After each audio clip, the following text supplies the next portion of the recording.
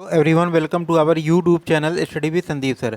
इस वीडियो में हम दीनदयाल उपाध्याय गोरखपुर विश्वविद्यालय के बीए सेकेंड सेमेस्टर हिस्ट्री, जिसका सब्जेक्ट कोड HIS 105 है और जिसका पेपर कोड 3290 है और जिसकी परीक्षा आज दिनांक 9/6/2023 को संपन्न हुई है के प्रश्न पत्र के आंसर की को लेकर आए हैं। तो इस आंसर की के द्वारा आप अपने उत्तरों की जांच कर सकते हैं और अपने उत्तरों की जांच करने के बाद आपके कितने प्रश्न सही हुए इसकी जानकारी आप कमेंट बॉक्स में जाकर अपने कमेंट के माध्यम से हम तक पहुंचा सकते हैं।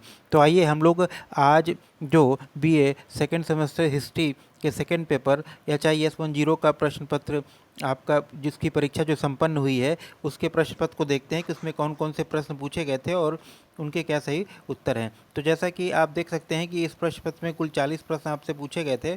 उसमें से जो पहला प्रश्न आपका है वह है कि किस मुग़ल बादशाह की मृत्यु दीन पनाह पुस्तकालय की सीढ़ियों से गिरने के कारण हुई थी। Option A Babar, option B Humayun, option C Akbar, option D Jahangir. तो इस प्रश्न का जो सही उत्तर होगा ऑप्शन बी हुमायूं। हुमायूं ने जो एक अपना पुस्तकालय बनवाया था जिसका नाम दीन पनाह था, उसकी सीढ़ियों से गिरने के कारण उसकी मृत्यु हो गई थी। तो प्रश्न संख्या एक का ऑप्शन बी आपका सही उत्तर हो जाएगा। प्रश्न संख्या 2 को हम लोग देख लेते हैं। इसमें आपसे पूछा गया है कि शेरशाह सूरी का मकबरा कहाँ स्थित है। Where is the tomb of Sher Shah Suri located. Option A Delhi, option B Agra, option C Sasaram, option D Lahore. तो शेरशाह सूरी का जो मकबरा है वो सासाराम बिहार में स्थित है। तो प्रश्न संख्या 2 का ऑप्शन सी आपका सही उत्तर हो जाएगा। प्रश्न संख्या 3 को हम लोग देख लेते हैं। इसमें आपसे पूछा गया है कि मुगल काल में प्रथम महिला प्रधानमंत्री वकील कौन थी। ऑप्शन ए जीजा अनगा, ऑप्शन बी माहम अनगा, ऑप्शन सी सलीमा बेगम, ऑप्शन डी गुलबदन बेगम। तो मुगल काल में जो प्रथम महिला प्रधानमंत्री थी वह थी माहम अनगा। तो प्रश्न संख्या 3 का ऑप्शन बी आपका सही उत्तर हो जाएगा। प्रश्न संख्या 4 को हम लोग देख लेते हैं। इसमें आपसे पूछा गया है कि तिलवाड़ा का युद्ध किसके किसके मध्य लड़ा गया था। तो इसमें ऑप्शन ए दिया है बाबर और मेदिनी राय, ऑप्शन बी हुमायूं और बैरम शेर शाह, ऑप्शन सी दिया है अकबर और बैरम खां और ऑप्शन डी दिया है हेमू और बैरम खां। तो तिलवाड़ा का जो युद्ध है वो अकबर और बैरम खां के मध्य लड़ा गया था। तो प्रश्न संख्या 4 का ऑप्शन सी आपका सही उत्तर हो जाएगा। प्रश्न संख्या 5 को हम लोग देख लेते हैं। इसमें आपसे पूछा गया है कि सप्ताह के प्रत्येक दिन अलग अलग रंग के कपड़े कौन पहनता था। Who wear different coloured cloth for each day of the week. Option A Babar, option B Humayun, option C Sher Shah, option D Akbar. तो सप्ताह के प्रत्येक दिन अलग अलग रंग के जो कपड़े पहनने वाला मुगल बादशाह था वो था हुमायूं। तो प्रश्न संख्या 5 का ऑप्शन बी आपका सही उत्तर हो जाएगा। वो हर दिन के हिसाब से अपने कपड़े बदलता था, उनके उसी रंग के कपड़े पहनता था। सोमवार को कुछ और, मंगलवार को कुछ और, बुधवार को किसी और रंग का। तो अब सप्ताह के 7 दिन उसके जो है कपड़ों के रंग अलग अलग होते थे। तो प्रश्न संख्या 5 का ऑप्शन बी आपका सही उत्तर हो जाएगा। प्रश्न संख्या 6 को हम लोग देख लेते हैं। इसमें आपसे पूछा गया है कि हल्दी घाटी युद्ध के पीछे अकबर का मुख्य उद्देश्य था। Akbar's main objective behind the Haldi Ghati war was. Option A Rana Pratap को अपने अधीन लाना, ऑप्शन बी राजपूतों में फूट डालना, ऑप्शन सी मान सिंह की भावना को संतुष्ट करना, ऑप्शन डी साम्राज्यवादी नीति। तो हल्दी घाटी युद्ध के पीछे जो अकबर का मुख्य उद्देश्य वो राणा प्रताप को अपने अधीन लाना था। तो प्रश्न संख्या 6 का ऑप्शन ए आपका सही उत्तर हो जाएगा। प्रश्न संख्या 7 को हम लोग देख लेते हैं। इसमें आपसे पूछा गया है कि मुगल काल में मदद ए माश इंगित करता है। ऑप्शन ए चुंगी कर, ऑप्शन बी विद्वानों को दी जाने वाली राजस्व मुक्त अनुदंत भूमि का, ऑप्शन सी सैन्य अधिकारियों को दी जाने वाली पेंशन, ऑप्शन डी बोवाई कर। तो मुगल काल में मदद ए माश जो है वो विद्वानों को दी जाने वाली राजस्व मुक्त जो अनुदान में जो भूमि दी जाती थी उससे ये संबंधित है। तो प्रश्न संख्या 7 का ऑप्शन बी आपका सही उत्तर हो जाएगा। प्रश्न संख्या 8 को हम लोग देख लेते हैं। इसमें आपसे पूछा गया है कि दीन इलाही नामक नया धर्म किसके द्वारा शुरू किया गया था। Who started the new religion called Din Ilahi. Option A Humayun, option B Akbar, option C Jahangir, option D Shahjahan. तो दीन ए इलाही नामक नया धर्म अकबर के द्वारा शुरू किया गया था। प्रश्न संख्या 8 का ऑप्शन बी आपका सही उत्तर हो जाएगा। प्रश्न संख्या 9 को हम लोग देख लेते हैं। इसमें आपसे पूछा गया है कि किसका काल मुगल चित्रकला का स्वर्ण काल कहलाता है। Option A Jahangir, option B Shah Jahan, option C Babar, option D Humayun. तो जहांगीर का जो है शासनकाल जो है चित्रकला का स्वर्ण काल कहलाता है। तो प्रश्न संख्या 9 का ऑप्शन ए आपका सही उत्तर हो जाएगा। प्रश्न संख्या 10 को हम लोग देख लेते हैं। इसमें आपसे पूछा गया है कि अकबर के समय का श्रेष्ठ संगीतकार कौन था। Option A Phulwant, option B Gopal, option C Tansen, option D Baiju Bawra. तो अकबर के समय का जो श्रेष्ठ संगीतकार था वो था तानसेन। तो प्रश्न संख्या 10 का ऑप्शन सी आपका सही उत्तर हो जाएगा। प्रश्न संख्या 11 को देख लेते हैं। इसमें आपसे पूछा गया है कि धर्मत का युद्ध अप्रैल 1658 में निम्नलिखित में से किसके बीच लड़ा गया था। ऑप्शन ए मोहम्मद गोरी और जयचंद, ऑप्शन बी बाबर और अफगान, ऑप्शन सी औरंगजेब और दारा शिकोह, ऑप्शन डी अहमद शाह दुरानी तथा मराठा। तो धर्मत का युद्ध जो अप्रैल 1558 में लड़ा गया था वह औरंगजेब और दारा शिकोह के बीच में लड़ा गया था। तो प्रश्न संख्या 11 का ऑप्शन सी आपका सही उत्तर हो जाएगा। प्रश्न संख्या 12 को हम लोग देख लेते हैं। इसमें आपसे पूछा गया है कि दिल्ली के प्रसिद्ध जामा मस्जिद का निर्माण किसने किया था। Option A Humayun, option B Shah Jahan, option C Akbar, option D Ibrahim Lodi. तो दिल्ली का जो जामा मस्जिद है उसका निर्माण शाहजहां के द्वारा किया गया था। तो प्रश्न संख्या 12 का ऑप्शन बी आपका सही उत्तर हो जाएगा। प्रश्न संख्या 13 को हम लोग देख लेते हैं। इसमें आपसे पूछा गया है कि कौन सा मकबरा द्वितीय ताजमहल कहलाता है। ऑप्शन ए अनारकली का मकबरा, ऑप्शन बी एतमाद उद्दौला का मकबरा, ऑप्शन सी राबिया उल दुरानी का मकबरा, ऑप्शन डी इनमें से कोई नहीं। तो भारत का जो द्वितीय ताजमहल कहलाता है वो मकबरा है राबिया उल दुरानी का मकबरा। प्रश्न संख्या 13 का ऑप्शन सी आपका सही उत्तर होगा जो कि दक्षिण भारत में है। प्रश्न संख्या 14 को हम लोग देख लेते हैं। इसमें आपसे पूछा गया है कि पानीपत का द्वितीय युद्ध कब हुआ था। ऑप्शन ए 3 नवंबर 1556, ऑप्शन बी 7 अक्टूबर 1556, ऑप्शन सी 5 नवंबर 1556, ऑप्शन डी 9 नवंबर 1556। तो प्रश्न संख्या 14 में जो 4 ऑप्शन दिए गए उसमें से आपका सही उत्तर होगा ऑप्शन सी 5 नवंबर 1556 को पानीपत का द्वितीय युद्ध हुआ था। प्रश्न संख्या 14 का ऑप्शन सी आपका सही उत्तर हो जाएगा। प्रश्न संख्या 15 को देखते हैं। इसमें आपसे पूछा गया है कि अकबर ने सर्वप्रथम किस राज्य को जीता। Which kingdom was conquered by Akbar. First option है Gujarat, option B Mewar, option C Gondwana, option D Malwa. तो अकबर ने सबसे पहले गोंडवाना राज्य को जीता था। तो प्रश्न संख्या 15 का ऑप्शन सी आपका सही उत्तर हो जाएगा। प्रश्न संख्या 16 को हम लोग देख लेते हैं। इसमें आपसे पूछा गया है कि अकबर का राज्याभिषेक कहाँ हुआ था। Option A Kalanaur, option B Amarkot, option C Agra, option D Delhi. तो अकबर का जो राज्याभिषेक जो है वो कलानौर में हुआ था जो कि पंजाब में स्थित है। प्रश्न संख्या 16 का ऑप्शन ए आपका सही उत्तर हो जाएगा। प्रश्न संख्या 17 को हम लोग देख लेते हैं। इसमें आपसे पूछा गया है कि 1526 ईस्वी में बाबर ने किस वंश के शासक को हराकर मुगल साम्राज्य की नींव डाली। ऑप्शन ए सैयद वंश, ऑप्शन बी लोधी वंश, ऑप्शन सी तुगलक वंश, ऑप्शन डी खिलजी वंश। तो 1526 ईस्वी में बाबर ने जो पानीपत का प्रथम युद्ध लड़ा था उसमें उसने इब्राहिम लोदी को हरा करके मुगल साम्राज्य की नींव डाली थी। तो प्रश्न संख्या 17 का ऑप्शन बी आपका सही उत्तर हो जाएगा लोधी वंश।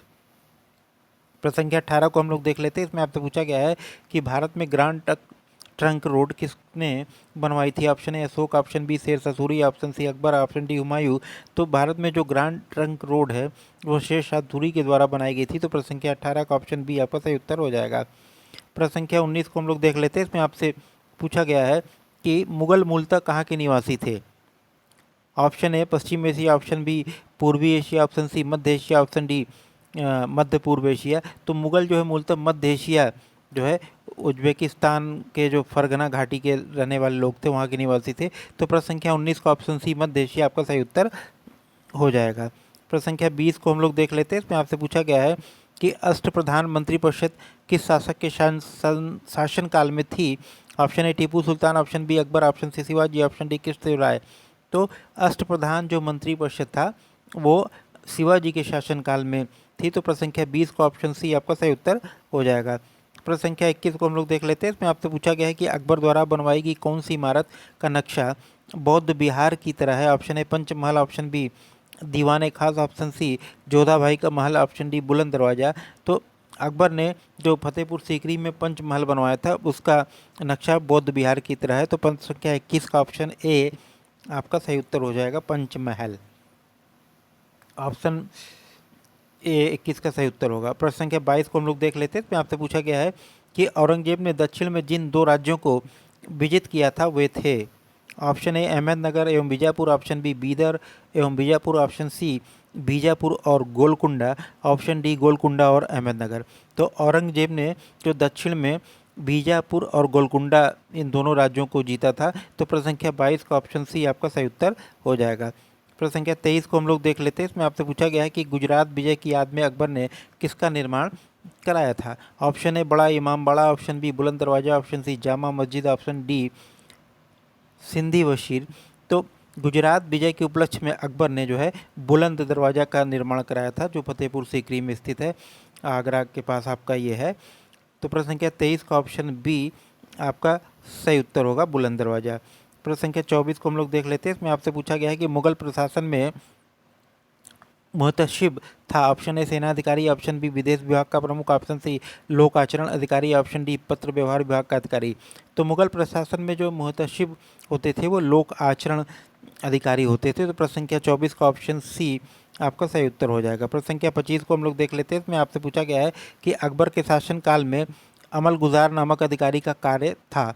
ऑप्शन ए कानून एवं व्यवस्था संभालना, ऑप्शन बी भूमि राजस्व का मूल्यांकन और संग्रह करना, ऑप्शन सी राजघराने का प्रभारी होना, ऑप्शन डी शाही खजाने की देखभाल करना। तो अकबर का जो शासनकाल था उसमें अमल गुजार नाम का जो अधिकारी होता था उसका कार्य जो था वो भूमि राजस्व का मूल्यांकन और संग्रह करना होता था। तो प्रश्न संख्या 25 का ऑप्शन बी आपका सही उत्तर हो जाएगा। प्रश्न संख्या 26 को हम लोग देख लेते हैं। इसमें आपसे पूछा गया है कि हल्दी घाटी का युद्ध कब लड़ा गया। ऑप्शन ए 1526 ईस्वी में, ऑप्शन बी 1576 ईस्वी में, ऑप्शन सी 1605 ईस्वी में, ऑप्शन डी 1660 ईस्वी में।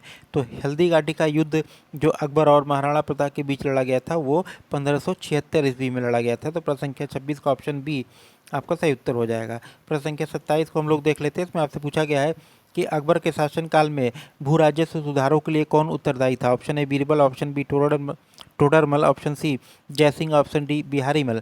तो अकबर के शासनकाल में जो भू राजस्व सुधारों के लिए टोडरमल उत्तरदायी था। तो प्रश्न संख्या 27 का ऑप्शन बी आपका सही उत्तर हो जाएगा। प्रश्न संख्या 30 को हम लोग देख लेते हैं। इसमें आपसे पूछा गया है कि निम्नलिखित में से कौन अंतिम मुगल सम्राट थे। Option A Alamgir, second option B Shah Alam, second option C Bahadur Shah, second option D Akbar second. तो अंतिम जो मुगल सम्राट थे वो बहादुर शाह जफर द्वितीय, यानी जो आपका ऑप्शन सी है बहादुर शाह द्वितीय, वही अंतिम मुगल सम्राट थे। प्रश्न संख्या 28 का ऑप्शन सी आपका सही उत्तर हो जाएगा। प्रश्न संख्या 29 को हम लोग देख लेते हैं। इसमें आपसे पूछा गया है कि मुगल प्रशासन व्यवस्था में मनसबदारी प्रणाली को किसने प्रारंभ किया था। Option A Shah Jahan, option B Akbar, option C Jahangir, option D Babar.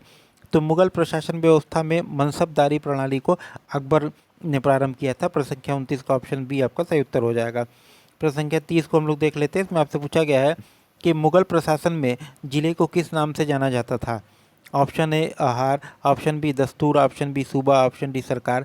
तो मुगल प्रशासन में जिले को सरकार के नाम से जाना जाता था। तो प्रश्न संख्या 30 का ऑप्शन डी आपका सही उत्तर हो जाएगा। प्रश्न संख्या 31 को हम लोग देख लेते हैं। इसमें आपसे पूछा गया है कि शिवाजी का राज्याभिषेक कहाँ हुआ था। Option A Raigad, option B Kalanaur, option C Raichur, option D Agra. तो शिवाजी का जो राज्याभिषेक है वो रायगढ़ में हुआ था। प्रश्न संख्या 31 का ऑप्शन ए आपका सही उत्तर हो जाएगा। प्रश्न संख्या 32 को हम लोग देख लेते हैं। इसमें आपसे पूछा गया है कि शिवाजी ने मुगलों को किस संधि के द्वारा किलों को हस्तांतरित किया था। ऑप्शन ए चित्तौड़ की संधि, ऑप्शन बी पुणे की संधि, ऑप्शन सी पुरंदर की संधि, ऑप्शन डी तोरण की संधि। तो पुरंदर की जो संधि थी उसके माध्यम से शिवाजी ने मुगलों को किलों को हस्तांतरित किया था। तो प्रश्न संख्या 32 का ऑप्शन सी आपका सही उत्तर हो जाएगा। प्रश्न संख्या 33 को हम लोग देख लेते हैं। इसमें आपसे पूछा गया है कि चौथ क्या था। ऑप्शन ए औरंगजेब द्वारा लगाया गया एक धार्मिक कर, ऑप्शन बी शिवाजी द्वारा लगाया गया एक मार्ग कर, ऑप्शन सी अकबर द्वारा वसूला जाने वाला एक सिंचाई कर, ऑप्शन डी पड़ोसी राज्यों पर शिवाजी द्वारा लगाया गया एक भूमि कर। तो ये चौथ जो है वो मराठा सम्राट द्वारा लगाया गया एक भूमि कर था जो शिवाजी द्वारा। तो प्रश्न संख्या 33 का ऑप्शन डी आपका सही उत्तर होगा। प्रश्न संख्या 34 को हम लोग देख लेते हैं। इसमें आपसे पूछा गया है कि शिवाजी के प्रशासन में पेशवा किसे कहा जाता था। ऑप्शन ए धार्मिक मामलों के मंत्री को, ऑप्शन बी रक्षा मंत्री को, ऑप्शन सी प्रधानमंत्री को, ऑप्शन डी न्याय मंत्री को। तो शिवाजी के प्रशासन में जो पेशवा का पद होता था उसको हम लोग प्रधानमंत्री के नाम से जानते थे। तो प्रश्न संख्या 34 का ऑप्शन सी प्रधानमंत्री आपका सही उत्तर होगा। प्रश्न संख्या 35 को देख लेते हैं। इसमें आपसे पूछा गया है कि मराठों के उत्कर्ष में महत्वपूर्ण कारण क्या थे। महाराष्ट्र की भौगोलिक स्थिति, ये सही है। औरंगजेब की हिंदू विरोधी नीति, ये नहीं। आप फिर तीसरा जो विकल्प दिया वो मराठा धर्म सुधारकों का प्रभाव, यह भी था कि जो धर्म सुधारक थे उसका मराठी समुदाय पे अच्छा खासा प्रभाव पड़ा था। और चौथा कारण था कि शिवाजी द्वारा दक्षिण के शासकों से आर्थिक और सहायता प्राप्त करना, ये भी सही है। और पांचवा, शिवाजी का जुझारू व्यक्ति। तो इस हिसाब से आपका जो सही विकल्प हो जाएगा वो हो जाएगा 1, 3, 4 और 5, यानी विकल्प बी आपका सही उत्तर हो जाएगा। प्रश्न संख्या 35 का ऑप्शन बी आपका सही उत्तर हो जाएगा। प्रश्न संख्या 36 को हम लोग देख लेते हैं। इसमें आपसे पूछा गया है कि निम्नलिखित में से गुरिल्ला युद्ध का पथ प्रदर्शक कौन था। Option A Aurangzeb, option B Akbar, option C Shivaji, option D Balaji. तो गुरिल्ला युद्ध का जो पथ प्रदर्शक जो थे वो थे शिवाजी। तो प्रश्न संख्या 36 का ऑप्शन सी आपका सही उत्तर हो जाएगा। प्रश्न संख्या 37 को हम लोग देख लेते हैं। इसमें आपसे पूछा गया है कि शिवाजी के राजनीतिक गुरु एवं संरक्षक कौन थे। Option A Samarth Ramdas, option B Shahji Bhosale, option C Dadaji Kondadev, option D इनमें से कोई नहीं। तो प्रश्न संख्या 37 का ऑप्शन सी आपका सही उत्तर हो जाएगा। प्रश्न संख्या 38 को हम लोग देख लेते हैं। इसमें आपसे पूछा गया है कि शिवाजी के अष्ट प्रधान का जो सदस्य विदेशी मामलों की देखरेख करता था वह था। Option A Peshwa, option B Sachiv, option C Pandit Rao, option D Sumant. तो शिवाजी का जो अष्ट प्रधान का सदस्य होता था जिसका नाम सुमंत होता था, वो विदेशी मामलों की देखरेख करता था। तो प्रश्न संख्या 38 का ऑप्शन डी आपका सही उत्तर हो जाएगा। प्रश्न संख्या 39 को हम लोग देख लेते हैं। इसमें आपसे पूछा गया है कि किस मुगल शासक ने मनसबदारी व्यवस्था में परिवर्तन करके सवार पद में द्विअस्पा और सिंह अस्पा की व्यवस्था की। तो प्रश्न संख्या जो 39 में आपके जो 4 ऑप्शन दिए गए हैं उसमें ऑप्शन ए है Akbar, option B Jahangir, option आपके C Shahjahan, option D Aurangzeb. तो प्रश्न संख्या 39 के 4 ऑप्शन में जो आपका सही उत्तर होगा वो होगा जहांगीर, ऑप्शन बी। जहांगीर ने जो है मनसबदारी व्यवस्था में परिवर्तन करके द्विअस्पा और सिंह अस्पा की व्यवस्था की थी। तो प्रश्न संख्या 39 का ऑप्शन बी आपका सही उत्तर हो जाएगा। प्रश्न संख्या 40 को हम लोग देख लेते हैं। इसमें आपसे पूछा गया है कि मुगल हल्दीघाटी की लड़ाई किसके बीच लड़ी गई थी। ऑप्शन ए मुगल और आमेर, ऑप्शन बी मुगल और कोटा, ऑप्शन सी मुगल और मेवाड़, ऑप्शन डी मुगल और मारवाड़। तो हल्दीघाटी का युद्ध जो 1576 में हुआ था वो मुगल और मेवाड़ के बीच में हुआ था। तो प्रश्न संख्या 40 का ऑप्शन सी आपका सही उत्तर हो जाएगा। तो इस प्रकार जो बीए सेकेंड सेमेस्टर हिस्ट्री के जो सेकेंड पेपर आज जिसकी परीक्षा संपन्न हुई उसमें पूछे गए सभी 40 प्रश्नों के उत्तर आपको प्राप्त हो गए हैं। तो यह वीडियो यदि आपको अच्छा लगे तो इसको लाइक कीजिएगा, इसको शेयर कीजिएगा और यदि आप हमारे चैनल पर नए हैं तो चैनल को सब्सक्राइब करना मत भूलिएगा। धन्यवाद।